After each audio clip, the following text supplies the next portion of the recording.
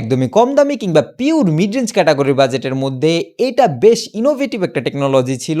যখনই আমরা commercially available হওয়া অনেকগুলো ফোনের মধ্যে এই ধরনের পপ আপ টেকনোলজি দেখতাম, বাট এই জিনিসটা এখনকার সময় ডিসঅ্যাপিয়ার্ড কেন হয়ে গেছে? ফার্স্ট অফ অল, এই পপ আপ টেকনোলজিটা অ্যাকচুয়ালি মুভিং পার্টস দ্বারাই সম্ভব হইতো, অ্যান্ড ওইটার জন্য মোটর ইউজ করতে হইতো। 1-1.5 বছর পর আমাদের সাবকন্টিনেন্টের আবহাওয়ার জন্য ইন্ডিয়া, বাংলাদেশ কিংবা আশেপাশের দেশের মধ্যে যে পরিমাণ ডাস্ট, সেই ডাস্ট পার্টিকেলস ওই মোটরের মধ্যে ঝামেলা করতো। অ্যান্ড ব্যাটারির যে ডিগ্রেডেশনের ব্যাপারটা, নর্মালি 2 বছর পরে এই লিথিয়াম আয়নের ব্যাটারিগুলো অনেক বেশি পরিমাণ ডিগ্রেড হয় ব্যাটারি সাইকেল কিংবা চার্জিং সাইকেল শেষ হয়ে যাওয়ার কারণে। অ্যান্ড ডিরেক্টলি এই ফোনের যে লাইফ স্প্যানটা কম হওয়া বা ডিউরেবিলিটি ঝামেলা হওয়া, এটা ব্র্যান্ডের রেপুটেশনের উপর একটা ইম্প্যাক্ট ফেলে। এই জন্য মার্কেটে ভ্যালু থাকা ব্র্যান্ডগুলোর থেকে আমরা খুব বেশি একটা এই ধরনের ফোন দেখি নাই। তার উপরে স্যামসাং একটা ফোনের মধ্যে এই জিনিসটা করলো একটা ইনোভেটিভ ওয়েতে, বাট অন্য সময়তে দেখা গেছে এই জিনিসটা নিয়ে খুব বেশি একটা কেউই রিস্ক নেয় না, জাস্ট বিকজ অফ এই মুভিং পার্টসের জন্য। পরবর্তীতে আফটার সেল সার্ভিসের যে ব্যাপারটা আছে বাজেট ক্যাটাগরির ফোনের ক্ষেত্রে, ওটা অনেকের ক্ষেত্রে ওর্দিট হইতাছে না এত ভালো এক্সপিরিয়েন্স হওয়ার সত্ত্বেও, যার জন্য